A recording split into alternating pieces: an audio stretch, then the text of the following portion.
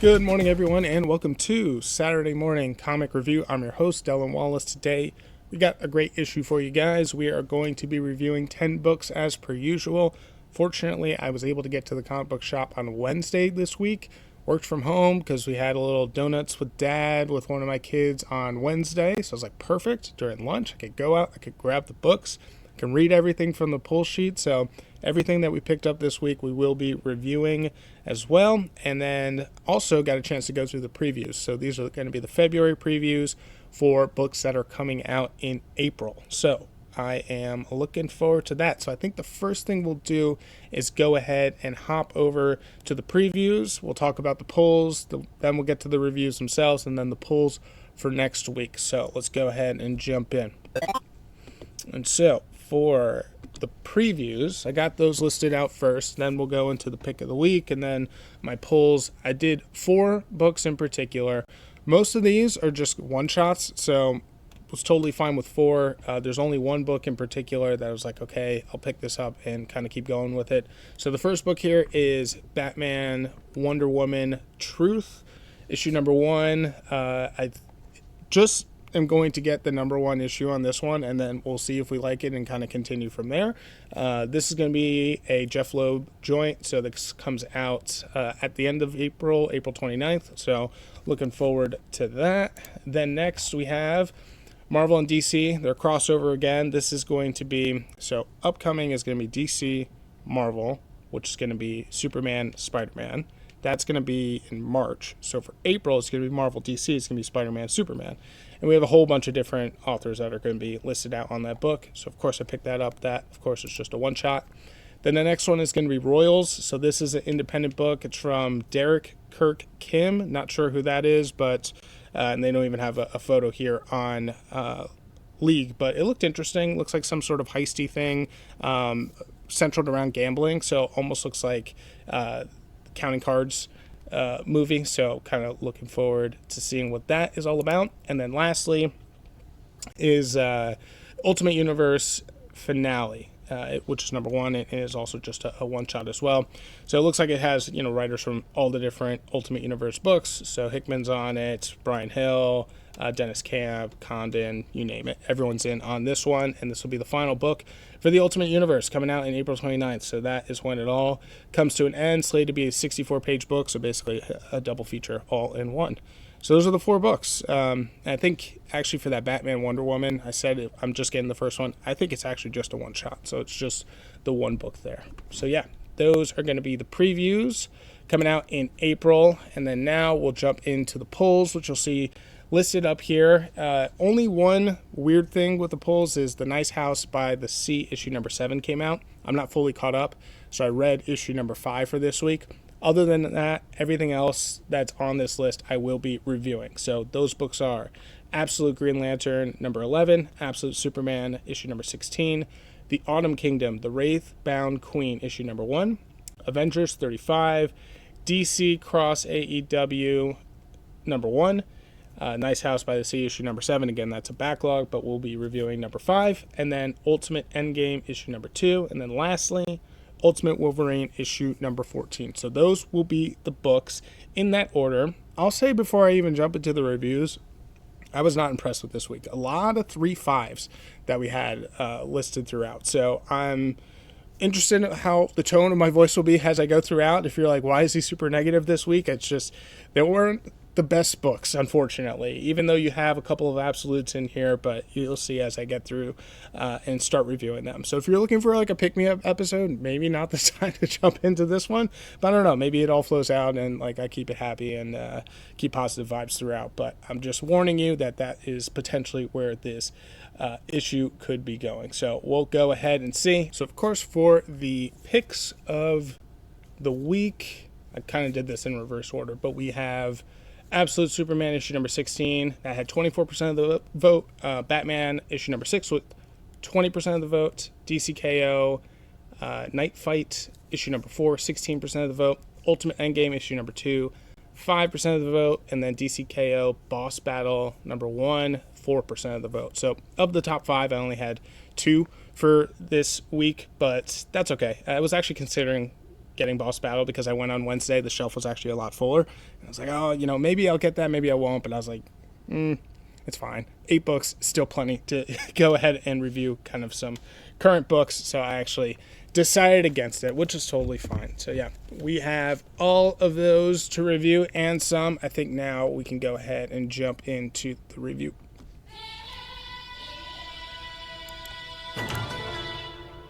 So, as per usual, 10 books on the docket. I'll go ahead and list them all off for you. So we have, in this order, Absolute Superman issue number 16. It's going to be Absolute Green Lantern issue number 11. The Avengers number 35. Ultimate Wolverine number 14. Ultimate Endgame number 2. The Autumn Kingdom, the Wraithbound Queen issue number 1. Nice House by the Sea issue number 5, which is the backlog. This is DC crossed with AEW number 1.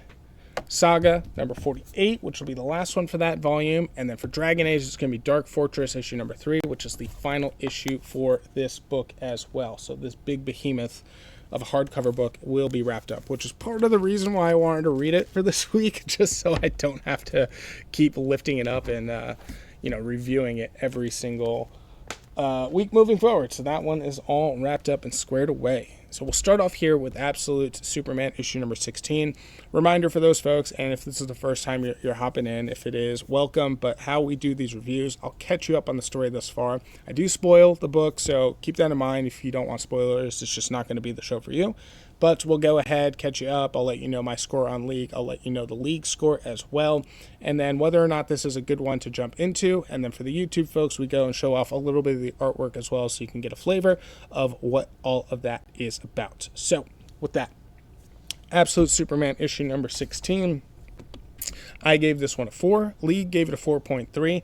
League had it as the comic of the week. I think for me, I'm still kind of mulling with it. I could say yes, I could say no. What I will say, though, is it definitely is the cover of the week for me.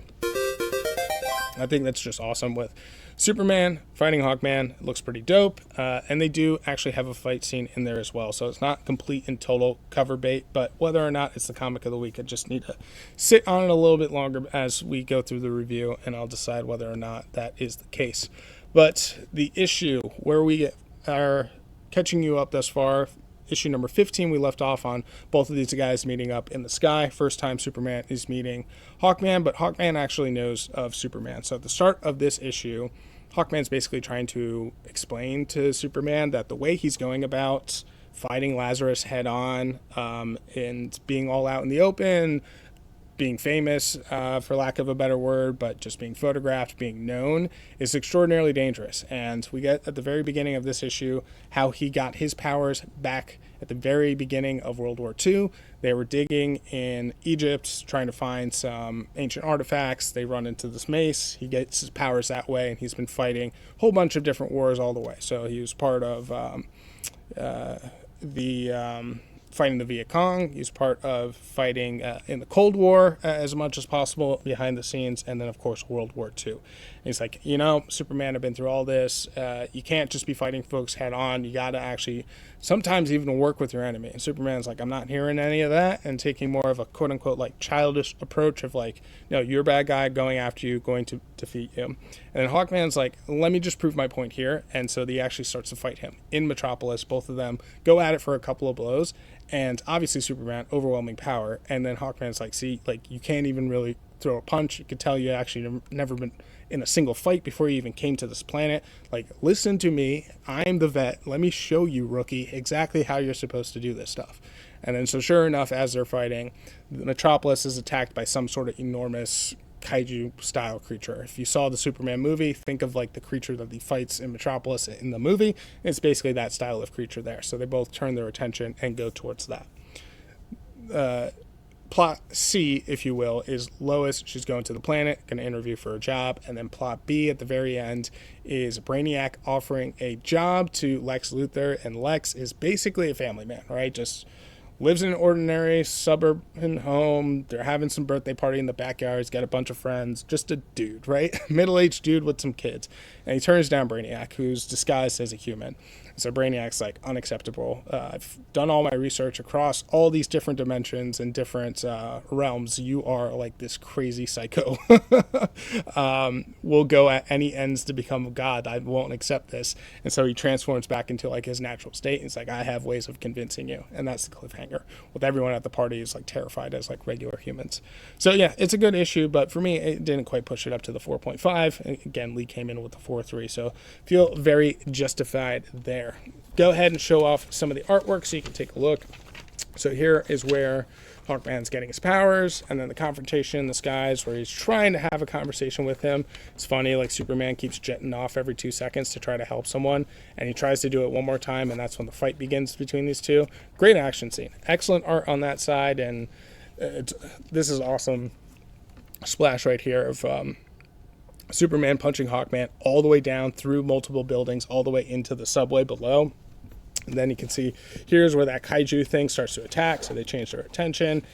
Here is where Brainiac and Lex are having their conversation until he turns, like, look at that splash at the end, him posing with these different chainsaws on his arms. Looks freaking dope. So yeah, that is Absolute Superman issue number 16. I gave it a 4. Lee gave it a 4.3. I think you'd be okay if you jumped into this one. You'd be totally fine. Maybe 15 might be better, but I think you'd be fine if you jumped into that one.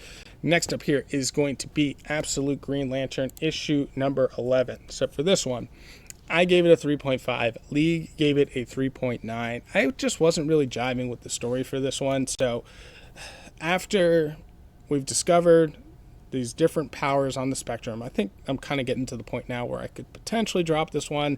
It's just very confusing, and I'm not super looking forward to the next one. We have all these different spectrum of the lantern, right? So you got like the yellow or the gold, you have the red, you have the green, you have the black. And Joe has the green ring, and her with her ex-wife, who's part of the CIA, they are in a like shelter house or a hideaway house trying to lay low and figure out all what's going on, along with some of her colleagues from the CIA. And they basically come to the realization that they need to go after their boss because the boss is in on it and they're being tracked down, and they're trying to understand what all is happening. Meanwhile, Hammond on the other side has control of almost like this avatar, but it's using from the black spectrum, and it's like this huge sphere, and he's like going around and killing people and trying to obtain power, and then as much as he can get the Green Lantern ring. And so while Joe and everyone's trying to figure out their plan, one of the CIA agents has the ability of like almost like telepathy, but basically if you touch something, then you can like get readings from it. So Joe's like, read the ring. I want you to tell us what you can about this. And so she does, and when she does, that's when Hammond attacks with this huge sphere thing. So now Joe doesn't have the ring, and so the whole house like starts falling apart, and like Joe's like trying to get to the ring, but she can't. So now it's like, oh crap, like basically powerless.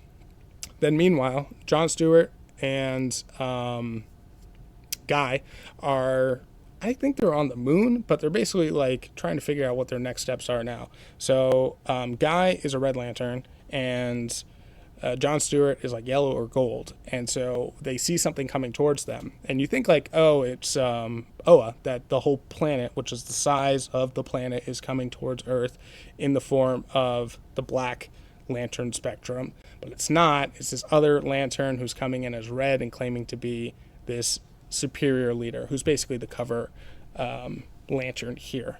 So it's confusing, right? It's like weird. I don't really know what's going on. I'm like pretty lost. Thus, I gave it the 3.5. League a little lower on it as well. So I think I may drop it. It's like, do you jump into this one? I think it's all kind of really confusing at this point. This issue in particular. Last one felt like we were going somewhere, but now they're introducing characters, and I'm like, you haven't done a good job of setting it up. And I feel like I need to already have the knowledge of the Green Lantern and these tertiary characters before heading into this, and I just don't. So not a strong one of like, oh, we're going to change stuff up, when it's like, I don't even know what the regular stuff is, I think that's my challenge here. So show off the artwork. Artwork's good, pretty standard. If you look at the panels here and like the size of the gutters, it's a little too large for me, and a little like kind of classic traditional comics here, and you know me, I like the overlaying different shapes and like objects on top of each other, and you just don't have that, so that also is pretty boring. But the art itself within it is cool. Like, that's a cool splash there that you have as she's trying to read what all is going on with this ring and the different spectrum. Here's where Hammond's like attacking, and here's where you have both Guy and Jon Stewart. They're having their conversation, and this Red Lantern shows up at the end. So yeah, Absolute Green Lantern issue number 11. Don't really know if it's the good time to jump in. At this point, maybe avoid it. Stick with the Trinity, I think, on the Absolute side. Flash, I'm coming down on. Green Lantern, I'm coming down on. Martian Manhunter's great. And then the Trinity's great, right? Batman, Wonder Woman, and Superman. So next up, we're going to go to the Marvel side of things. We'll go to Avengers, issue number 35. Now, I think I was higher on this than League. Yeah, I was. So I gave this one a 4. League gave it a 3.3. And I can understand why League was lower on it for sure. I get it. For this issue, we're trying to deal with the Holy Grail. So everyone now, the Avengers, the Twilight Council, and Kang, we're all like at the end of the world. This Grail is going to reset, and it's going to reset the universe. So the Twilight Council, and the Avengers, they need to figure out how to get rid of this Holy Grail without resetting the universe, because the parameters are basically only one person's going to survive and live this, and then the universe is going to reset. So what they do is they use all their powers in an extraordinarily creative way to create this kind of pocket dimension, and then they'll just launch the Grail through it. But the problem is you need someone to like be there and to activate it. So as they do it and they have it all set and ready to go, the Ashen Combine shows up. So it's like, oh no, the Ashen Combine's here. Like, how the hell did they figure this all out? And the Impossible City is like almost like good and alluding to the Avengers and the Twilight Council of like, oh no, like the Impossible City, was it corrupted some way somehow, or is it still working for the Ashen Combine? They grab the Grail and they jump through the portal into that created new pocket dimension. So everyone's freaking out, and me, like as a reader, I was like, oh boy, here we go again, right? But no, what actually happens here is it's a good thing, because they went into that pocket dimension, but there's nothing else in there. It's just the Ashen Combine and the Grail. And then the Grail detonates and it destroys the Ashen Combine, and all it does is reset basically this pocket dimension without affecting everything else. So it's a great way of just like getting rid of it. Hand waving, if you will. I get why League was upset, because that kind of feels like a BS way to do it. I don't know how else you're going to do it. Maybe they wanted the actual universe to reset. You just have one character that carries over. I don't know. I thought it was a pretty creative way to do it, so I was okay with it. And that's why I ended up giving it a 4. The actual storytelling itself, with all like, yeah, use a little bit of magic here, a little bit of might, some tech, and mix it all together, boom, the portal appears. Like, okay, like, you had to suspend some disbelief as you're reading this stuff, right? In my opinion. So I was okay with all that as well. So let's go ahead and show off some of the artwork. As far as jumping in, you're too gone on Avengers. I do not recommend it at this point. Art was cool as they're trying to figure out their way to science and magic and tech their way out of their little conundrum here. So I enjoyed that. Like, look at the saturation and the detail here. You have Captain Marvel, you have Storm, and someone from the Twilight Council getting all electrified, shooting their powers out. And then you have, I think it was King Arthur himself actually absorbing it and then shooting it towards like this makeshift fort that creates the portal. Here's where the Ashen Combine shows up. They see the Holy Grail. Boom, they grab it, and they're sent in, sucked in, and then boom, it explodes without affecting anyone else. So we'll see where it heads next for issue number 36. So that's Avengers, issue number 35. Again, I gave it a 4. League gave it a 3.3. Then next, Ultimate Wolverine. If you guys remember, I freaking hated the last issue, number 13. But for this one, a little bit better. Came in with a 3.5. League came in with a 3.3.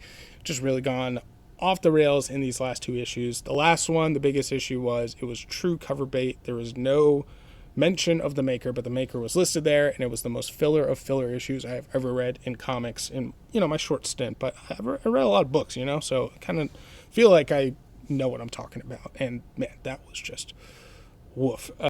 So this one, I was like, all right, what are we going to do here? So we have Wolverine, we got Jean Grey, and we have Sentinel-1.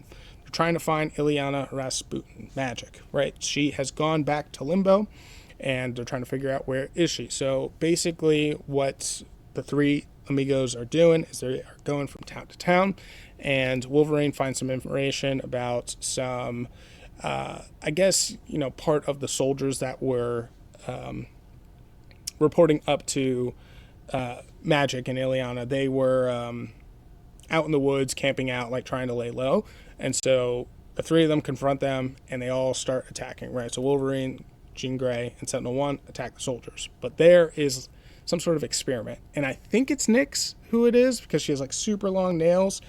But it also could have been like a version of Psylocke too. I'm not entirely sure, but I think this is the Ultimate Universe's version of Nyx. But she didn't say anything and didn't say her name. But Jean Grey gets her hands on her, starts to read her psychically, trying to figure out, where is Ileana. And so when Jean releases, she's like, there's like 20 possible locations. So I'm like, damn, 20 locations? Like, you're going to do a book per location? I don't know. But that's where they now have one of 20 that they need to figure out where exactly she is and how they can get her and stop the final person of the Eurasian side of the Ultimate Universe. So yeah, only 3-5, barely moved the story, didn't actually get a heading as to where we're going. I'm wondering if they're just like, guys, we need you to pad out a couple more issues before we can actually start to tie this in and wrap it all up. That's what it feels like. This felt less fillery than the other one, but still fillery nonetheless. So thus the rating of the 3-5. Go ahead, show off the artwork. Artwork's good, and then you always get this beginning section of where Ileana was first locked into limbo, and she started to realize exactly who she was and what her destiny was going to be. Here's where Squad's trying to figure out where to go and what to do.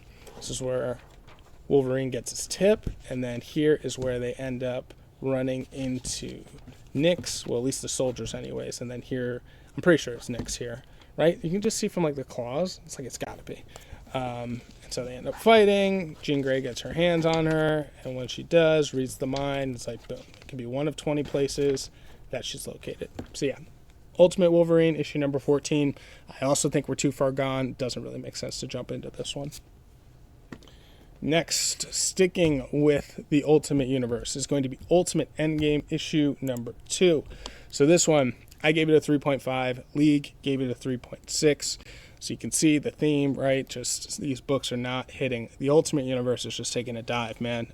So in Endgame, our main characters, we have Iron Lad, we have Spider-Man, we have Captain Marvel, America Chavez, I think it is, who are all inside the city that the Maker was locked in, and now specifically inside a pocket dimension within the city. So that's where Howard Stark is. So he's the one that locked himself with the Maker in there.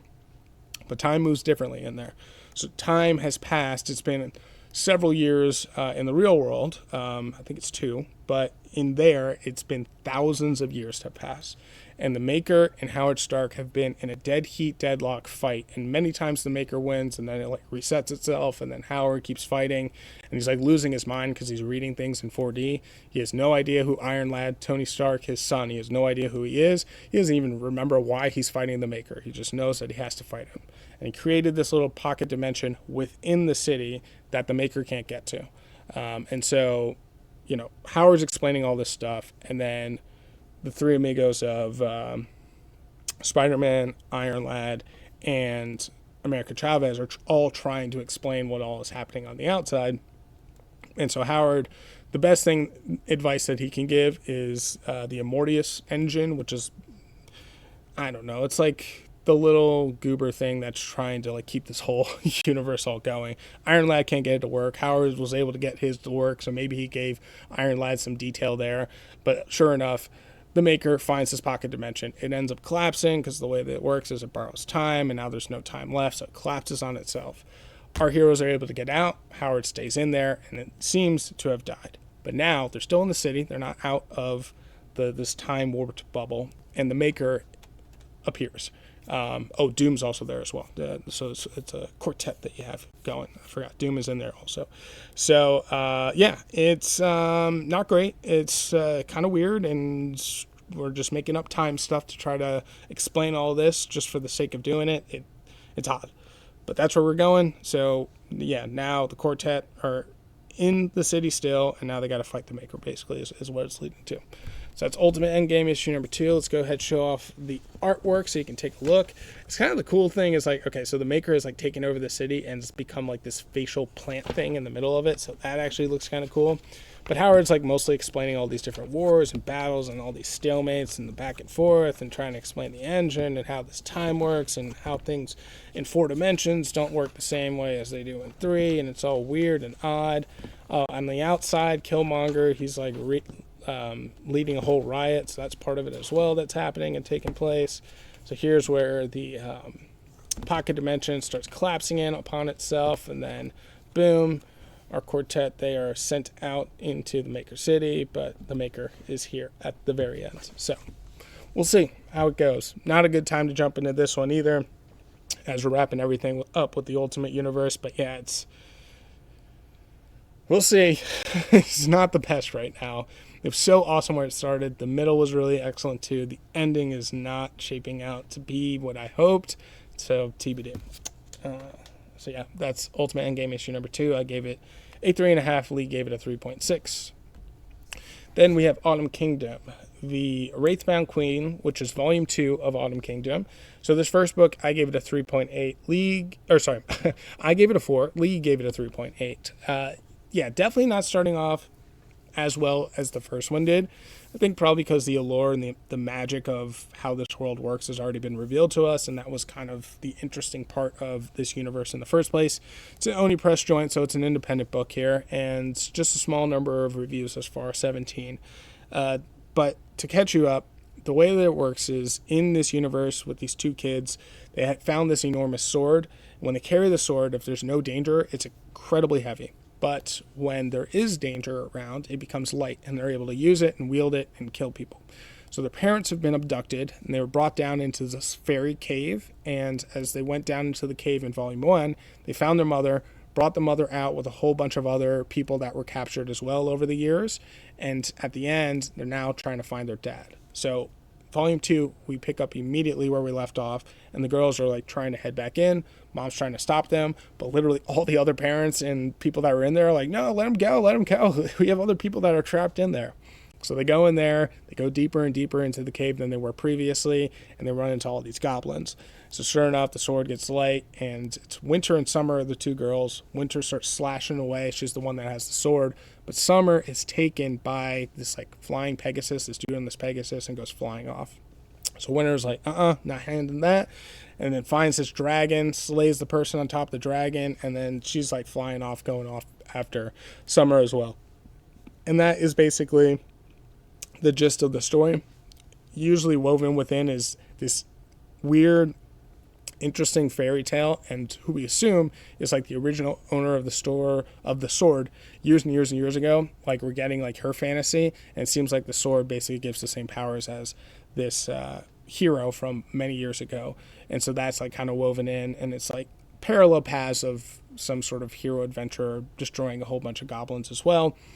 Takes place while the girls are going through their current adventure in the present day too. So that's the other piece of it. I'll go ahead and show off the artwork. Artwork is excellent. It's definitely a shining moment for this one. As you can see for the text bubbles, text is very brief, very short. It's mostly a see, don't tell, the storytelling through the visuals rather than through actually the storytelling itself, which is nice sometimes, but other times it's like, we probably need a little bit more detail here. So here's where Winter is like riding off with that dragon, and then I think further back here is where Summer is taken at this point, and she falls off this cliff, and then she's taken by this dragon and lifted up away here. So yeah, I'm looking forward to the next one. We'll see how that goes and if we start trending back in the right direction, but that's the Autumn Kingdom, the Wraithbound Queen, issue number 1. Again, I gave it a 4. Lee gave it a 3.8. Then to the backlog issue of The Nice House by the Sea, issue number 5. I gave this one a 4. Lee gave it a 4.2. This particular book, if you find issue number 5, great one to jump into because it recaps everything very nicely. So that's how I would describe issue 5 as a really good recap book, and I think that's why I'm a lot lower on it and League is than usual. Usually this is a 4 or 5 book all day, but not for this particular issue. Now, I've said in the past, if you're reading this or you're thinking about jumping into it, you should really read Nice House on the Lake before you read Nice House by the Sea. It's the same universe, and it really ties in nicely. You kind of need it. I don't like saying that for comics, but you kind of do for this. However, that being said, if you find issue 5, you can start with issue 5. So it's a good recap. We have Nora, and just to remind you, this is where it's the end of the world caused by these aliens, but they kept these little pockets of humans almost as like experiments to find the most exceptional people of each kind of category or each title, each job title. And so our main character, Walter, is one of these aliens. He chose a house of all friends. And then Max is also one of these aliens, and she picked a house of truly exceptional people. At the start of Nice House by the Sea, the folks, or some folks in the lake house, met up with some folks in the sea house. There's a big thunderstorm. It allowed them to kind of cross dimensions. Come to find out, one of the kids people in the sea house was also a childhood friend of Walter and all the other people that are in the lake house. But the other folks in the sea house have now found out, and they started torturing Oliver to get as much information out of him so they can understand what's happening. And the people in the sea house are under the impression it's like, okay, if there's one other, maybe there's more. And if there are more, if there are any, then this is probably some sort of competition of only one of us is going to survive. One of these houses will be the most exceptional, produce the most research, what have you, something along those lines. So now they're like really concerned. So that catches you up to where we're at now.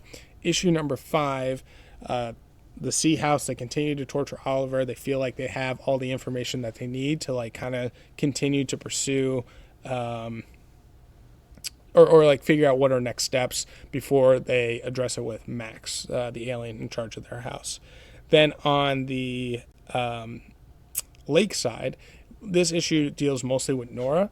So Nora is actually the only one who knows that Walter is still alive. So if you remember, they came up with this convoluted plan of like wiping everyone's memories, and it basically had to be the decision of the people in the house to want to kill Walter. So they kill him. Walter pretends to be dead. He's not actually dead. He's still alive. Nora's the only one in the house who knows that because she came up with the plan with Walter.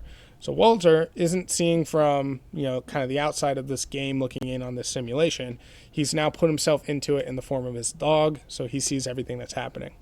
But this issue, we get the perspective of Nora living with the burden of knowing all this stuff, and she's like crying out to him of like to show himself, but he doesn't. He refuses to. He actually sees a transcript of everything that she says afterwards, and he starts like sobbing about it. And so at the very end, where it seems like Nora's just like completely lost her shit, the portal opens up now on their side, and it's Max who comes through. So if you remember, Max wanted to deal basically with Walter of like, hey, you guys were able to cross over. We can't ever have that happen again. But the thing is Max and Nora, they used to date back in the day when they were all friends, when they were kids, before the end of the world ever happened. So a lot of complications there. Complicated book, but it actually all makes sense. The way that it's written and laid out, and Tynion is so excellent with this stuff of like revealing things to you very slowly, but it all works out in the end. Love his writing style. It's so cool and so interesting and entertaining, which is the most important part. So let's go ahead and show off the artwork here. Again, massive recap book though. So everything I mentioned, like it does a really good job of, I'm like, how do you even recap this thing? Because there's so many different threads and how it's revealed. But once it's all revealed, it's actually a little bit easier because you don't have to be so coy about things like you were in the earlier issues. So you can see the torture scene here, right? Like, holy shit. It's like removed all his limbs, but have them like tied down to the ceiling and sides of the wall and have them hung upside down to get all the information that they can. Here's where we get the lake house and where Nora is calling out to Walter, asking for some signs. Here's where Walter, realizes everything that he said. And then the sea folks are like, okay, we have enough information. Let's keep Oliver all locked up. And then Nora at the end here is where Max reveals herself. And we made it very clear now that Max was actually definitely female. Revealed herself at the end. So we'll see what that is all about in the next issue. So it's 6 will be the next backlog, and then 7, that was what was in the pulse for this week. So that's Nice House by the Sea, issue number 5. I gave it a 4. Lee gave it a 4.2. Then next up is going to be DC Cross AEW. Issue number 1. This is going to be one of 2 parts here. Now, I'm just going to be real. I gave it a 3.5. Lee gave it a 3.1. This is definitely a 3 book. all day. But it is my two passions mixed together. If you don't know, I also do the wrestling podcast as well, and specifically AEW is what I love. It is DC Cross All Elite Wrestling. I gave it an extra half a point just because. It's my show. I can do whatever I want. But it truly is a 3. But I gave it a 3.5. It's not a good book. I don't recommend it. The only people who should pick up this book is if you're in my boat and you absolutely love comics and you absolutely love pro wrestling and specifically AEW, just to have it. But other than that, you shouldn't pick it up. It's really not good at all. But what we have here story-wise is Wham, which was part of, I think it was the Galactic Slam one-shot book that I read a couple of weeks ago. Still, like that Wrestling Federation, AEW wrestlers participated in it, and when they participated in it, Mercedes Moné won the championship belt. Except the person that she beat it from ripped apart the belt, which is made of this nth metal, and scattered it across the universe. So literally every single page or two is an AEW star paired up with a DC hero fighting some random group in some random dimension for 2 pages as they get that particular piece. And then you flip the page, and it's another AEW star, another DC hero. Flip the page, another AEW, another, and that's all it is. So it's just setting up who they are, and then they get the piece of the metal all the way through the book. Like 8 to 12 times is when it's done. So finally, to assemble the final piece, it is Mercedes Moné. She gets the final piece, puts the belt all together, but instead of her keeping the belt, she now gives it to Lex Luthor, the villain. And now sets up for part 2 of like, uh-oh, what are we going to do now with Lex? So what I hope is the second issue, it's only a 2-parter, isn't a repeat of all of this. Because if it is, I got to give it a 3 or lower for sure. Because it's like, it's not good. But if it's something totally different, then we could be onto something. But yeah, it's just not good, unfortunately. The writing is like too much mumbo jumbo for no reason. None of it really makes a lot of sense. It's like, why would we have these two together? Is it just strictly a cash grab? The answer is yes. Some of them, like, this doesn't even really look like Moxley in all that good of a way. The way it's written is, like, super over the top. And it's just too much information. But the art is good. The art is definitely good. I give it that. And it's 2 of my things coming together. Thus the 3.5. But in actuality, I cannot, in any good consciousness, truly recommend this, folks. So do avoid this one. But yeah. That is DC AEW, issue number 1. I gave it a 3.5. Lee gave it a 3.1. Then we go to the true backlogs here. We have Saga, issue number 48. This was a great one. Man, I gave it a 4.5. Lee gave it a 4.6. I'll say for this book, finally we get a happy ending in this book. This whole volume has been very, very tough to read through because we're dealing with miscarriages, the sadness of it, and going through the operation and everything. And so it's just gut punch after gut punch after gut punch until we get to this one. It actually focuses in on Squire, which is Prince Robot's son, and Goose, who's like the little seal that he's out hunting with. They're back on their planet, but they're running out of food. And they're like, we don't know what to do. One of them, so there's like this pet walrus. It's like, let's just cook up the walrus. And Goose is like, no, that's like my pet. We're not going to cook up the walrus. It's like, what I saw is some creature out there. It's invisible to us, but we could potentially hunt it. And Squire says, like, I can actually see it. Like, I can see, like, its veins and things like that through his vision. And he, like, you know, he's a TV face. So it's like, all right, so Squire and Goose, you guys go out and hunt. And if you don't, then Goose will come back and kill Walrus, and we'll just barbecue him up. And so Goose and Squire, they go out. Coming of age stuff, right? So Squire's a kid, and he's hunted a little bit, but he doesn't understand this crazy intergalactic war that's going on and everything that's happening here. And so Goose is trying to get him ready to, like, all right, you're going to go and you're going to have to, like, slay this huge monster. It's not like, you know, little vermin out there or little ducks. And so it finally gets to the point where he sees the creature, shows it highlighted. Goose gets knocked out and he can't see it, so he's really relying on Squire. Squire picks up the bow. He's got it knocked, looking dead in the eyes of the creature, and he can't do it. Puts down the bow, and then the creature just runs off. So Goose is like, oh, man. Hey, it's all right. We'll head on back. So Squire's disappointed because he knows now what's going to happen with Walrus. So they go, and they get back to the camp. And then sure enough, when they get to the camp, Prince Robot, Alana, Marco, Hazel, everyone has now arrived in the ship, and they're all there. Everyone's well fed and being taken care of. Alana looks like she had the surgery, is completely healthy. And then Hazel comes up and hugs Squire, even though she's never met him before. And Hazel goes, it's like, that's where I met my brother. It's like you start like almost like tearing up of like, oh my gosh, they finally did it. They're back together. So it's amazing. Like if it all ended here, it actually would have been a perfect ending, to be completely honest with you. And you just assume they're off into the world and adventuring, this little ragtag family of misfits, and somehow they're together. But yeah, it was a sweet book and sweet issue. So great stuff. Of course, this is still part of the anthology. When we get to issue, the next one is going to be the last of the anthology, which is volumes 1 through 9. So then from there, I picked up the trade for volume 10, and then we get into just singles after that. So here's where we're hunting for this creature. This is what Squire can see, but Goose, of course, can't see it. This is where he gets knocked down, goes, has the bow right to him, looks him in the eye, and he can't do it. So they head back, and when they head back, boom, they see everyone's there. Prince Robot sees his father, everyone's being fed, everyone's all good to go and happy, and it's like, man, here we go.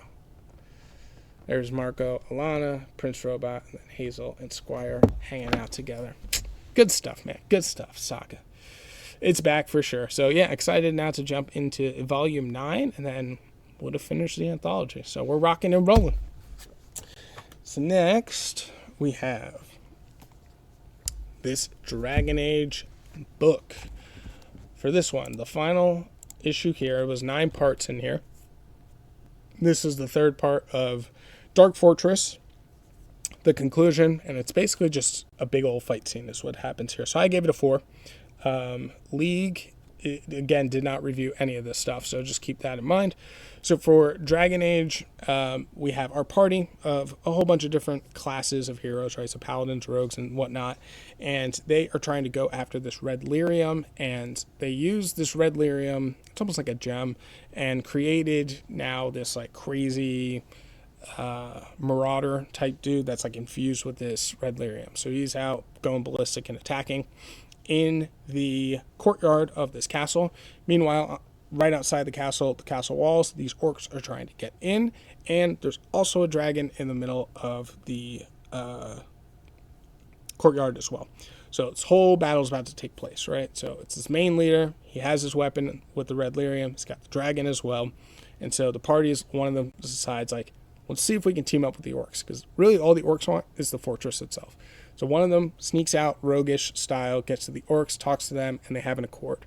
Go after the mages, but leave the rest of the party alone. The other folks are trying to deal both with the dragon and the red lyrium as best as they can. And so the orcs, they come in and they kill all the side mages as easily as they can. The main leader, he is dealing with 2 folks on the party. One, he used to, I guess, be the the knight and squire. He used to be the knight of one of those squires, so he's distracted by that. Another rogue jumps down, stabs him in the neck, so the main guy is now down. And then you have this red lyrium guy, and so our main paladin goes up and basically goes to sacrifice himself. So he goes and he slices off the guy's arms, but the red lyrium guy continues to heal, but he has to get the sword away. So he takes the sword as he's hit, grabs it, jumps off the cliff of the fortress, and then falls basically to his death to get the sword away. So now the red lyrium guy is dead. And once he's dead, then the influence on the dragon is released as well, and the dragon then just flies away. So the orcs, they claim everything. The party then regathers at the beach on the shore where the guy fell down. Unfortunately, he dies. The party disbands. The red lyrium is like sent elsewhere with one of the mages that snuck out the back and escaped with it. And so the story could continue from there, but that's it basically for this book. So it wraps up pretty nicely, and I do like that aspect of it. And everyone got like a pretty reasonable ending as what I would have imagined. But yeah, the book overall, what I would give it, so this issue, I gave it a 4. But for the actual overall book, I would have given it a 3.5. I don't think... Yeah, it doesn't have a full rating on League either, but the full thing gets a 3.5. So don't recommend it, but remember, I did get this on a clearance of like 90% off, so it ended up being like $14 or something like that, maybe even less. So it was worth it for me, but in the end, if you see it on shelves, you can go ahead and skip it. So Dragon Age, the Wraith of Tempvenir, and I just read through Dark Fortress issue number 3, which gave a 4, but the whole book gets a 3.9. We'll show off some of the artwork so you can get a sense of what that looks like. And I've always said this kind of looks a little bit like Avatar: The Last Airbender is the way that I describe it, or like a Saturday morning cartoon. So the artwork style is pretty good. Battle Chasers is another good way for comic folks if you know what that is. But yeah, the story has been a little bit confusing, very dense from a jargon aspect of if you don't know Dragon Age lore and you're trying to read through these different names and these different villages, it's all very high fantasy, so that makes it challenging as well. But yeah, fine little book, but I can't in all consciousness actually recommend it. So, but we're all done with it. So that's Dragon Age, and we're all done with our show as well. Those are 10 books. So let's go ahead and recap it all, so you guys have an idea of what we just talked through today. So we had Absolute Superman issue number 16, Hawkman versus Superman, as they're trying to figure everything out, and Brainiac is trying to recruit Lex Luthor. Absolute Green Lantern issue number 11, all the people in the safe house are compromised, and it looks like this Red Lantern has shown up to try to take over. The Avengers issue number 35, Twilight Council and the Avengers team up to get rid of the Holy Grail and the Ashen combine together. Ultimate Wolverine number 14, we got Wolverine and Jean Grey and Sentinel-1. They are now on the tracks of Illyana Rasputin. Ultimate Endgame issue number 2. For this one, we have Iron Lad, Spider-Man, and America Chavez. Howard Stark, he basically sacrifices himself, and then these heroes find themselves still in the city with the Maker. Autumn Kingdom number 1, the Wraithbound Queen. Summer and Winter head back into the cave to try to find their father, and they are separated as of right now. Nice House by the Sea issue number 5, good recap book. We have mostly Nora, who's taking us back through the story, and now Max is now in the lake biome. DC Cross AEW issue number 1, heroes and wrestlers teaming up together to unify this belt, but Mercedes Moné ends up giving it to Lex Luthor. Saga issue number 48, kind of a coming of age issue for Squire. Wasn't able to make the kill, but everyone is now reunited and living happily together. And then Dragon Age, the Dark Fortress issue number 3. Big battle takes place. Looks like all the bad guys are stopped, but the Paladin, unfortunately, was slain, and the party disbands, and everyone kind of goes their separate ways. So yeah, those are the books. That's it for the review portion. Let's go ahead and get to the polls for next week. Oh, and actually, to go back as far as the comic of the week, it probably wouldn't be from the polls of this week. Honestly, it was issue number 48 from Saga. That would be the comic of the week. So the polls for this week, we have a small amount, for next week, it's just 5. So we have Absolute Wonder Woman issue number this is going to be the annual, 2026 annual. Then DCKO, number 4. The Rockefellers, issue number 12. Transformers, number 29. And then World Tree, number 18. So that should be really good as far as quality. Interested to see how the annual goes. You never know how those can be, but they're usually pretty good and a good way to just go ahead and read a story without feeling committed or that you need to know anything. So that could be fine. KO should be good. Rockefeller. KO, actually, should be the trials for all the people in kind of the standard universe to face off against the Absolute. So that actually should be really good. Enjoying Rockefellers. Transformers, of course, is crushing it. And then I love World Tree. We'll see if it picks back up. World Tree has been the first 5 to 10 issues were awesome, and then we'll see. So that's a tiny enjoying as well. So I'm hoping it picks back up. So yeah, those are the books. That is it for a show. So I hope you guys enjoyed it. We will, for next week, be doing an Omega for sure. That will just be basically nothing but backlogs on that one is what I'm trying to say. Then from there, going on vacation, not the week upcoming, right? So if I posted it on Saturday, not that week that's coming up, but the week after that, I'll be out of town. So what I am trying to do is potentially put together an issue that is just backlogs or a mix of like backlogs and these 5 books here.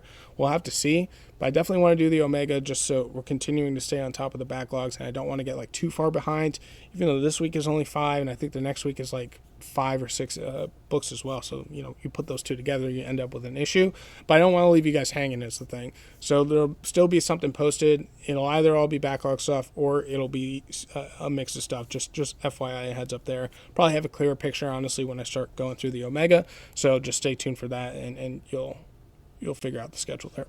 So yeah, we'll close it and wrap it up. Check out in the description below where you can follow on social media and all that stuff. And then there's also a link down there, buymeacoffee.com/SaturdayMorningReview. That's where you can go ahead and donate and support the show monetarily. All books or money would go towards comic books. So anything that you can donate would be much appreciated. So yeah, I think we'll wrap it up. Appreciate you guys tuning in. Thank you so very much, and I will see you in the next one. Go.